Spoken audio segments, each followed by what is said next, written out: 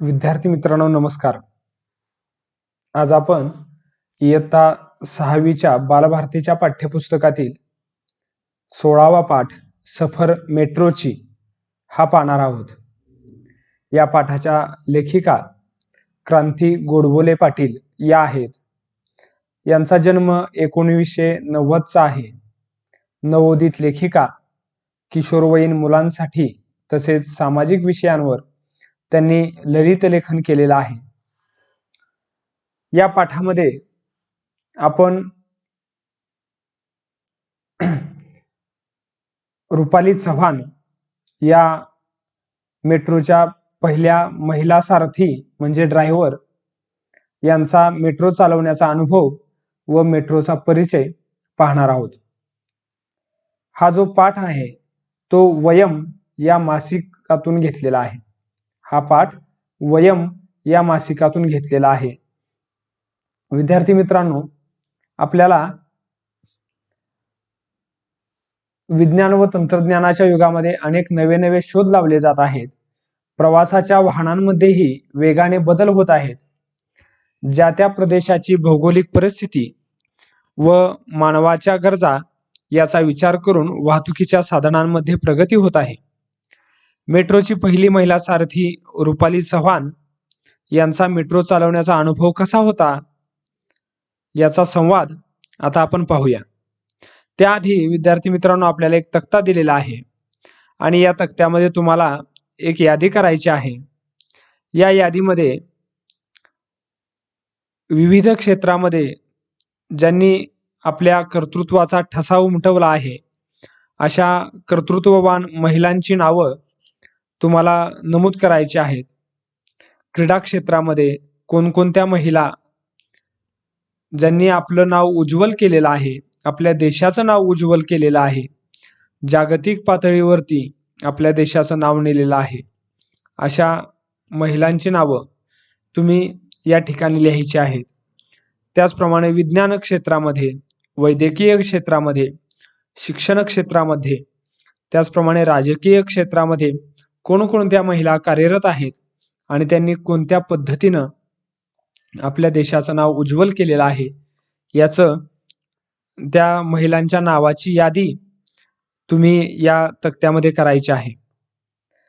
तर विद्यार्थी मित्रांनो, आपण पाठाला सुरुवात करूया. मुंबईत मेट्रो ट्रेन सुरू झाली आणि त्यातून प्रवास करण्यासाठी झुंबड उडाली. झुंबड या शब्दाचा अर्थ आहे गर्दी. मुंबईमध्ये मेट्रो ट्रेन सुरू झाली आणि त्यातून प्रवास करण्यासाठी खूप झुंबड उडाली. मेट्रो खरोखरच अजब आहे. प्लॅटफॉर्म चढण्यासाठी आणि उतरण्यासाठी सरकते जिने, टोकन टाकताच उघडणाऱ्या झडपा, मेट्रोच्या डब्यांचे आपोआप उघडणारे बंद होणारे दरवाजे, वातानुकूलित स्वच्छ डबे, झूम वेगात धावणारी ही गाडी. पावसाळ्यात उड्डाण पुलावरून मेट्रोतून प्रवास करताना ढगातून तरंगत जात असल्याचा अनुभव येतो. ज्यावेळी तुम्ही पावसाळ्यात मेट्रोमधून प्रवास करत असता आणि ही मेट्रो उड्डाण पुलावरून जात असते, त्यावेळी जणू काही आपण ढगातून जात आहोत, ढगातून तरंगत आहोत असा अनुभव आपल्याला येतो. बोगद्यातून जाताना जगाशी संबंध तुटल्यासारखा भासतो. या आधुनिक मेट्रोतून प्रवास करून आल्यावर काही प्रश्न मनात आले. रुपाली चव्हाण यांच्याशी साधलेला हा संवाद. रुपाली चव्हाण, विद्यार्थी मित्रांनो, हे नाव लक्षात ठेवायचं आहे. तर या रुपाली चव्हाण कोण आहेत? तर त्या मेट्रो चालवणाऱ्या पहिल्या महिला सारथी ठरल्या आहेत. रुपाली चव्हाण या मेट्रो चालवणाऱ्या पहिल्या महिला सारथी ठरल्या आहेत. सारथी म्हटल्यानंतर विद्यार्थी मित्रांनो तुमच्या लक्षात येणार नाही, परंतु ड्रायव्हर म्हटल्यानंतर लक्षात येईल. तर मेट्रोच्या पहिल्या महिला ड्रायव्हर कोण?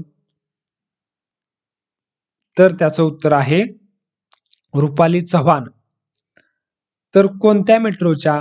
तर मुंबईमध्ये सुरू झालेल्या मेट्रोच्या पहिल्या महिला ड्रायव्हर किंवा पहिल्या महिला सारथी कोण आहेत? तर त्या रुपाली चव्हाण आहेत. त्यांना काही प्रश्न विचारले आहेत आणि त्यांच्याशी संवाद साधलेला आहे. विद्यार्थी मित्रांनो, आपण त्यांचा प्रश्न आणि रुपालीताई चव्हाण यांनी दिलेली त्याची उत्तरं हे आपण पाहायचे आहेत.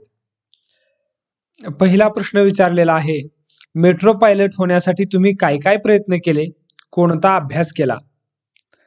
त्याचं उत्तर रुपालीताईंनी दिलेलं आहे पहा. मी कोकणातील सिंधुदुर्ग जिल्ह्यातील मुलगी. रुपालीताईंचं गाव आहे कोकणातील सिंधुदुर्ग जिल्ह्यात. सिंधुदुर्ग शिक्षण प्रसारक मंडळाच्या अभियांत्रिकी महाविद्यालयातून इंजिनियर झाले. मेट्रोमध्ये पायलट होण्यासाठी इंजिनियर व्हावे लागते. मेट्रोमध्ये पायलट होण्यासाठी इंजिनियर व्हावे लागते. एवढेच नव्हे तर चाचणी परीक्षाही पास व्हावे लागते. ही चाचणी खूप अवघड असते. विद्यार्थी मित्रांनो, जर मेट्रोमध्ये सारथी व्हायचं असेल, मेट्रोमध्ये जर पायलट म्हणून काम करायचं असेल, तर तुम्हाला इंजिनियर व्हायला लागतं. त्याचबरोबर एक अवघड चाचणी परीक्षा देखील पास व्हायला लागतं. पुढचा प्रश्न रुपालीताईंना विचारलेला आहे, फक्त परीक्षा पास झाला की तुम्हाला पायलट म्हणून मान्यता मिळते का? रुपालीताईंनी उत्तर दिलंय पहा, नाही. यानंतर उमेदवाराची मानसिक आणि शारीरिक चाचणी घेतली जाते. ज्यावेळी तुम्ही परीक्षा पास होता त्यावेळी तुमची मानसिक म्हणजे तुमच्या भावभावना, तुम्ही व्यवस्थित वागू शकता का, तुमचे विचार कसे आहेत, या संदर्भाची एक चाचणी घेतली जाते. त्याचप्रमाणे शारीरिक चाचणी घेतली जाते, म्हणजे तुमचं शरीर निरोगी आहे का, तुमची उंची, वजन, या पद्धतीची चाचणी त्यामध्ये घेतली जाते. या सर्व चाचण्यात पास झाला की मग मुलाखत घेतली जाते आणि शारीरिक मानसिक चाचणी झाली की मुलाखत घेतली जाते. मुलाखतीमध्ये निवड झाल्यावर मग मेट्रो चालवण्याचे 1 वर्षाचे प्रशिक्षण दिले जाते. बघा, मुलाखतीमधून ज्यावेळी निवड होते त्यानंतर मेट्रो कशी चालवायची या संबंधीचं 1 वर्षाचं प्रशिक्षण देखील दिलं जातं आणि मगच तुम्ही मेट्रो पायलट बनू शकता. म्हणजे फक्त परीक्षा पास झालं की मेट्रो पायलट बनता येत नाही, तर त्यासाठी शारीरिक चाचणी असते, मानसिक चाचणी असते आणि त्या सर्व चाचण्यात पास झाल्यानंतर तुम्हाला 1 वर्ष मेट्रो चालवण्याचं प्रशिक्षण देण्यात येतं आणि त्यानंतरच मग तुम्ही मेट्रो पायलट बनू शकता. याच्यानंतर पुढचा प्रश्न असा विचारलेला आहे की रुपालीताई, पहिल्यांदा मेट्रो चालवताना तुम्हाला कसं वाटलं?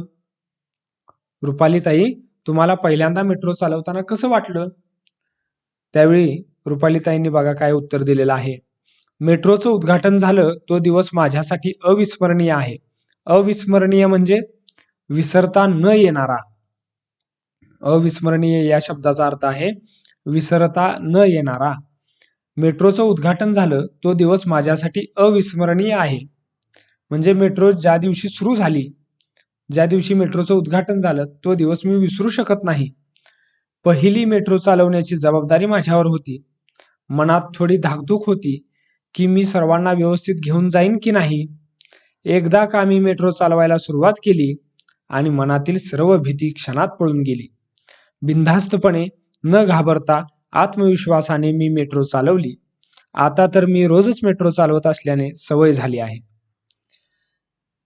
पुढचा प्रश्न रुपालीताईंना विचारलेला आहे, मेट्रोच्या उद्घाटनाचा दिवस तुमच्यासाठी अविस्मरणीय का होता?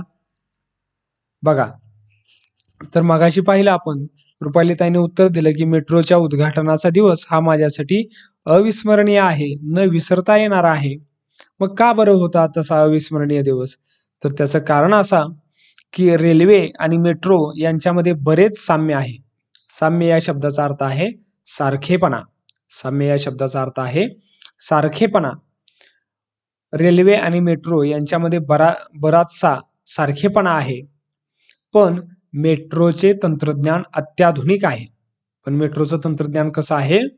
अत्याधुनिक आहे. पहिल्यांदाच मेट्रो धावणार होती. मुख्यमंत्री, उपमुख्यमंत्री, अनेक मान्यवर मंडळी, मीडिया तसेच माझ्या घरची सर्व मंडळी तेथे उपस्थित होती. या सर्वांना मेट्रोतून घेऊन जायचे होते आणि तेही मला. त्यामुळं रुपालीताईंना हा जो दिवस आहे तो अविस्मरणीय आहे. कारण काय होतं की या मेट्रोचं उद्घाटन करण्यासाठी स्वतः मुख्यमंत्री, उपमुख्यमंत्री, त्याचप्रमाणे अनेक मान्यवर मंडळी, मीडिया म्हणजे वर्तमानपत्रे, न्यूज चॅनल यांचे प्रतिनिधी, पत्रकार हे त्याचप्रमाणे त्यांच्या घरची म्हणजे रुपालीताईंच्या घरची सर्व मंडळी तिथं उपस्थित होती. त्यामुळे रुपालीताईंच्या आयुष्यातील तो एक अविस्मरणीय दिवस आहे. त्यानंतर पुढचा प्रश्न विचारलेला आहे बघा, की पहिली मेट्रो कुठून कुठपर्यंत धावली? तर त्याचं उत्तर असं आहे, मेट्रोच्या उद्घाटनाच्या दिवशी मेट्रो वर्सोवा स्थानकावरून घाटकोपरपर्यंत धावली. म्हणजे पहिली मेट्रो कुठपासून कुठपर्यंत धावली आहे? वर्सोवा येथून घाटकोपरपर्यंत धावलेली आहे. मेट्रो कोणत्या इंजिनावर चालते? तर मेट्रो विजेवर चालते. मेट्रो ही कोणत्या इंधनावर चालते? तर मेट्रो विजेवर चालते. एका मेट्रोत किती पायलट असतात? तर एका मेट्रोत एकच पायलट असतो. एका मेट्रोत एकच पायलट असतो. मेट्रोला दोन्ही बाजूंना इंजिन असते का? लोकल प्रमाणे मेट्रोलाही दोन्ही बाजूंना इंजिन असते. मेट्रो ट्रेन फक्त 4 डब्यांची असते. मेट्रो ट्रेन फक्त 4 डब्यांची असते. मेट्रोला स्वतःची कारशेडही असते. घाटकोपरहून वर्सोव्याला मेट्रो पोहोचली की ती कारशेडमध्ये जाते. तिथे पायलट उतरून घाटकोपरच्या दिशेने इंजिन असलेल्या केबिनमध्ये येतो. मग मेट्रो घाटकोपरच्या दिशेने नेतो. मेट्रोत एका वेळी साधारणतः किती प्रवासी प्रवास करू शकतात? मेट्रोत एका वेळी साधारणतः 1500 प्रवासी प्रवास करू शकतात. मेट्रोमधून एका वेळी किती प्रवासी प्रवास करू शकतात? 1500.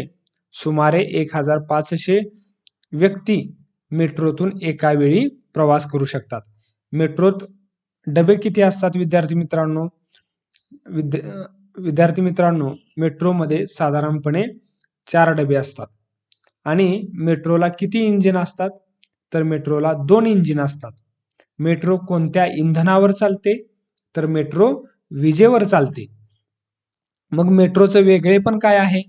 तर मेट्रोचे डबे हे स्टेनलेस स्टीलने बनवलेले असतात. मेट्रोचे डबे हे कशाने बनवलेले असतात? स्टेनलेस स्टीलने बनवलेले असतात. विशेष म्हणजे हे डबे वातानुकूलित असतात. डब्यात व स्टेशनवर CCTV कॅमेरे लावलेले असतात. मेट्रोचे दरवाजे आपोआप उघडतात, मात्र ते आपोआप बंद होत नाहीत, तर ते पायलटला बंद करावे लागतात. पायलटसाठी बंद केबिन असते. केबिनमध्ये मेट्रो चालवण्याची पूर्ण यंत्रणा बसवलेली असते. मेट्रोच्या यंत्रणेत मध्येच बिघाड झाला तर काय करायचं याचंही पूर्ण प्रशिक्षण पायलटला दिलेलं असतं. मेट्रो दिवस रात्र धावते का? तर मेट्रो सकाळी 5:20 झाल्यापासून सकाळी 5:20 पासून ते रात्री 12 वाजेपर्यंत सुरू असते. आणखी एक प्रश्न रुपालीताईंना विचारलेला आहे पहा. तर मेट्रोमधून टोकन म्हणजे काय? टोकन या शब्दाचा अर्थ काय? ते काय असतं टोकन म्हणजे?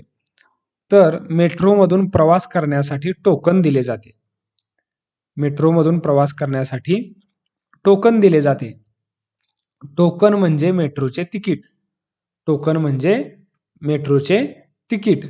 तसेच रोज मेट्रोने प्रवास करायचा असल्यास प्रीपेड कार्ड देखील मिळतं. रोज जर मेट्रोने प्रवास करायचा असेल तर प्रीपेड कार्डही मिळते. प्रीपेड कार्डमध्ये भरलेले पैसे प्रवासानुसार संपत जातात. ते संपले की पुन्हा मेट्रोच्या तिकीट विंडोवर जाऊन त्यात पैसे भरावे लागतात. मेट्रोने प्रवास करतेवेळी हे टोकन किंवा प्रीपेड कार्ड असावेच लागते. हे टोकन टाकल्यावर किंवा प्रीपेड कार्ड मशीनवर ठेवल्यानंतरच मेट्रोचे दरवाजे उघडतात आणि मगच प्लॅटफॉर्मवर जाता येते. म्हणजे कुणी विना तिकीट प्रवास करूच शकत नाही. थोडक्यात आधुनिक सोयींनी परिपूर्ण अशी ही मेट्रो आहे. मेट्रोच्या या सोयीमुळे अनेक प्रवासी सुखी झाले आहेत. प्रवासाचा वेळ तर वाचतोच, शिवाय प्रवास आनंददायी आणि सुखकारक होतो, असे रुपाली आवर्जून सांगते. मेट्रो आपल्यासाठी अभिमानाची गोष्ट ठरली आहे, हेही ती तेवढ्याच अभिमानाने सांगते. विद्यार्थी मित्रांनो, हा पाठ पुन्हा एकदा तुम्ही वाचून घ्या आणि मुंबई मेट्रोच्या पहिल्या सारथी रुपाली चव्हाण यांनी आपल्याला जी मेट्रोबद्दल माहिती दिलेली आहे ती तुम्ही समजून घ्या तुम्हाला पुढील अध्ययनासाठी माझ्याकडून मनापासून शुभेच्छा. या ठिकाणी आपला पाठ आपण पूर्ण करत आहोत.